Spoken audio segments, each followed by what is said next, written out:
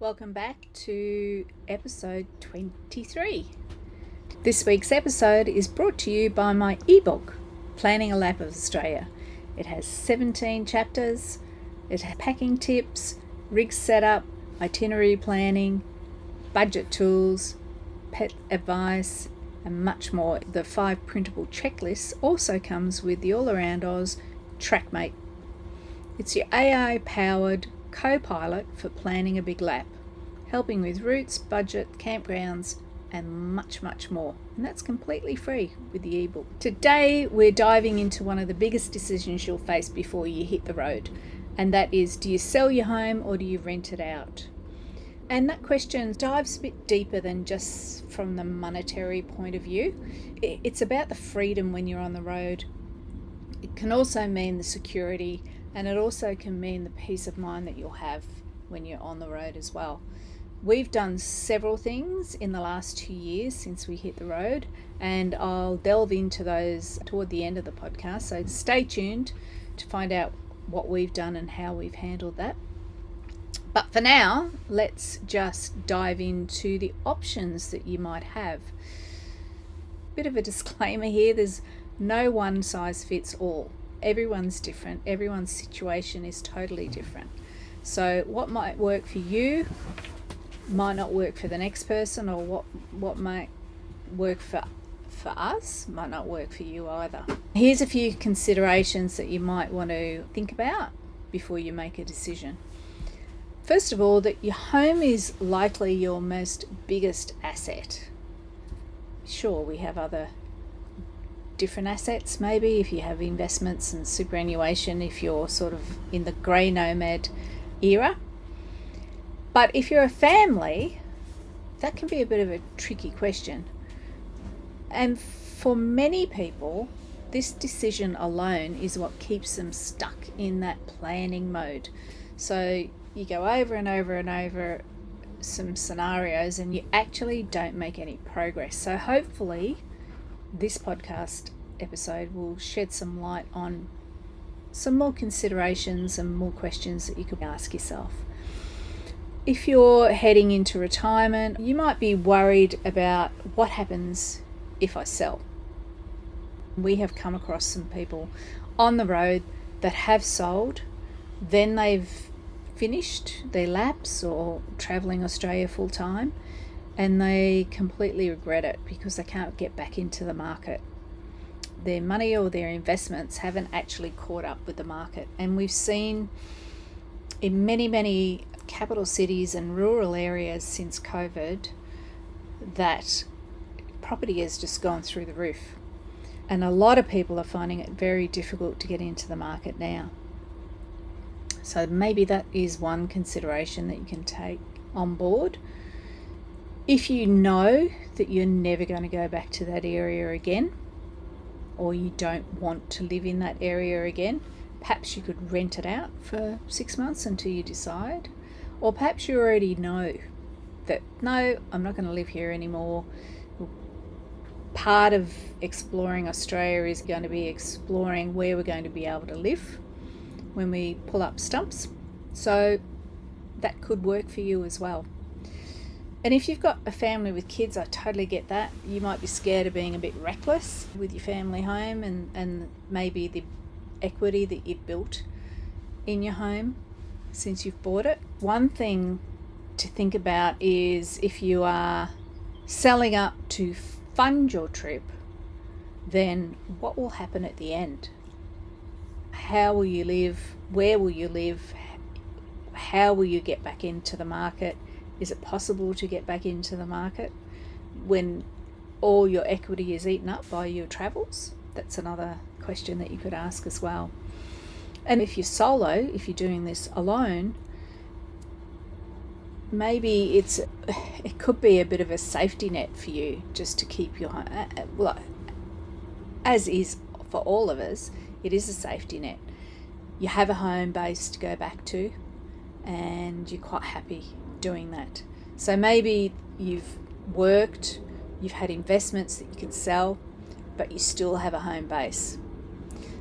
I don't know your situation, so these are just a few things, few ideas that you can kick around that that might help you make your own decisions of what you're going to do for you and how you live your life and how you foresee your future as well, and what makes you happy. That's also a big consideration. There's some pros and cons of renting.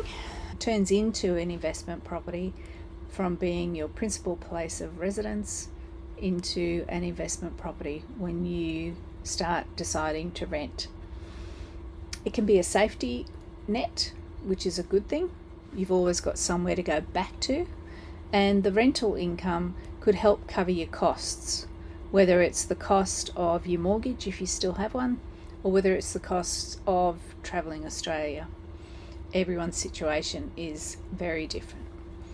The cons are tenants, property managers, unexpected repairs, and the stress of it when you could be on the other side of the country if something goes wrong, how that all comes together and how you handle that. We can speak from our own experiences about this, and stay tuned, and I'll cover that after we go through all these points. Just something to consider. So we'll look at the pros and cons of selling.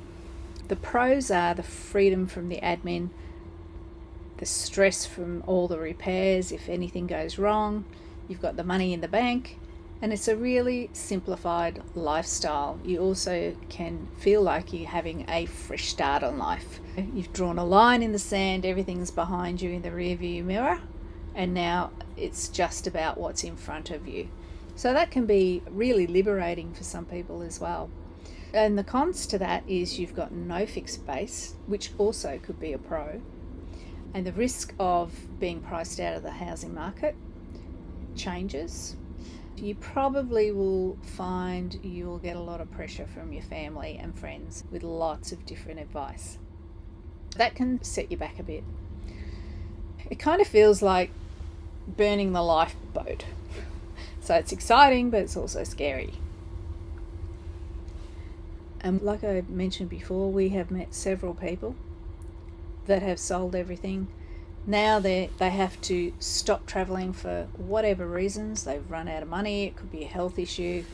They've tried to buy back into the market, and the market has risen so much since they've been on the road that they can't do that. So think carefully about selling.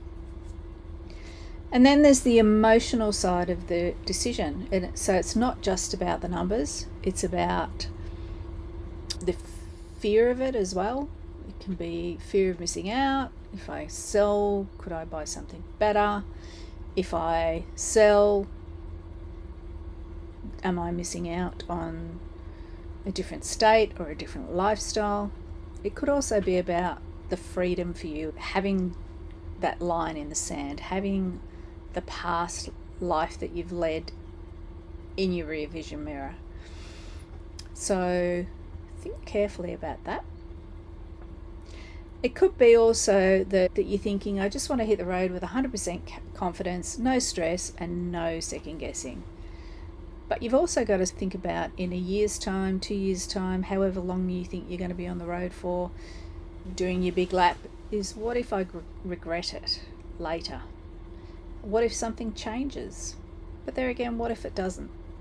That emotional side of things can be sometimes bigger than a financial one for some people. The market shows us that buying and holding is a really good financial investment if you don't have any other sources of income or investments, because it naturally rises. It used to be a 7-year cycle where years ago there was a theory that if you bought within 7 years your property would double. I don't know what the experts say about that sort of theory these days. It could be less, could be more. I'm not sure. One of the other things that you might have to think about is the legal and tax implications for your particular circumstance. If you rent, there's also landlord laws that you'll need to follow, as well as landlord insurance. And you will need to pay tax on rental income. So that may be another consideration for you. Selling is simpler in a sense that you might be subjected to capital gains tax if it's not your primary residence, or if there's complexities around ownership. So always talk to a financial advisor before making the final call, because there could be some hidden costs there that you might not have thought about. One thing I will say though, if you decide that renting is the way to go, hire a property manager. To be on the road and try and handle that all yourself will be a nightmare. Plus, it's just peace of mind for you. You have someone else managing that for you. Yes, you'll pay a percentage of the rent that's charged, but in our experience, it's a lot better. They deal with the day-to-days and the week-to-week maintenance issues and so forth. You might only have to respond to an email every month or so, rather than having direct contact with a tenant. I wouldn't recommend that. Here's a quick checklist that you could consider. What's your mortgage or equity position at the moment? Where do you sit? How long will you be away? Will you be away 12 months, 2 years, indefinitely? That can always sway a decision as well. Do you need the rental income to make the lap possible? That will have a huge bearing on your decision. Do you want a home base to come to? Or are you looking for somewhere totally new in a different state or a different part of your state that you'd be quite happy to settle in? Or do you already have your eye on somewhere? That could be a real deciding factor for you. And the biggest one is, are you emotionally ready to let go if you sell? Like, some people aren't. They've got family, they've got friends very close by, and there's no way in the world they're going to sell up and go.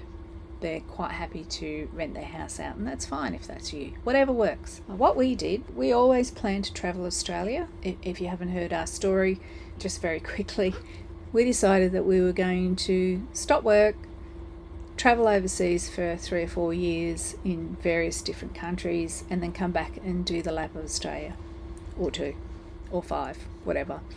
What happened was COVID hit, and that really flipped our plans. So we thought, we'll travel Australia first, and then we'll go and see the rest of the world. But when COVID happened, we thought maybe it's a chance to see our country first. And we're glad we did. We just didn't realise it would take so long. Cars were very scarce at the time. You couldn't buy a second-hand car, a decent second-hand 4-wheel drive, and if you could, the COVID tax on it was ridiculous. The wait times blew out for 4-wheel drives as well. We waited 7 months for our initial car. That was our first car. I'll put it in the show notes of what happened with our first car. It caught fire and was written off. That's the short version. So we were really gearing up for this, and we thought there's no way in the world we'd go back to the Gold Coast where we were living and had lived for the 13 years, I think it was. So we thought, we'll sell our apartment there. But it didn't sell. Even amidst all the rising costs and rising housing market, it just didn't sell. We thought, we'll rent it out. And luckily, Kev's brother was a real estate agent, and he just started a company as an Airbnb manager. So he said, give it to me, I'll rent it out. And he did. And it was fantastic. There was rarely a night that it was unoccupied. That worked really well for us. We packed up there, gave it to him, he took care of everything, and we moved to Hervey Bay. And that's our home base. Kev had a house there, and we had spent some time before this, months and months before this, renovating. It had been rented out for 7 years. Kev and I both had properties where we've rented it out for tenants, and had some horror stories of what has happened in that time and since. Some of the things that have happened is a property that I had in Brisbane. The couple that actually signed their agreement had no children or pets. In fact, they had 3 children and a dog. One of the kids got their head stuck between the steps. I had an old Queenslander house, and this kid had pushed its head through the steps and then couldn't get its head back through the steps. So the fire brigade had to be called, the steps had to be cut, and it was a big schmozzle. I didn't find out about this until after the fact. The kids also drew over the beautiful timber floors, and there were other issues. Tenants, in our experience, can be absolutely fantastic, or they can nitpick at every single thing. I had one tenant that didn't like the way the dishwasher dried her glasses because it left watermarks on her glasses. Not sure what she expected me to do about that, but that's just how the dishwasher was.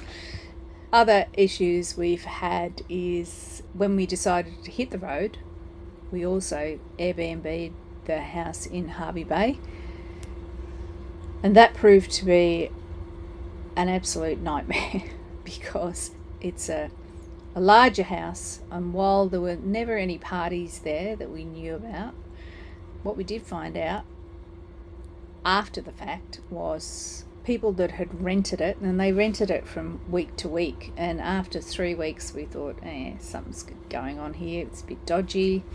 And sure enough, once they were asked to leave, they refused to leave. The police had to get involved, and they were evicted. What we've since found out is they were actually drug dealers. They were dealing drugs from the house.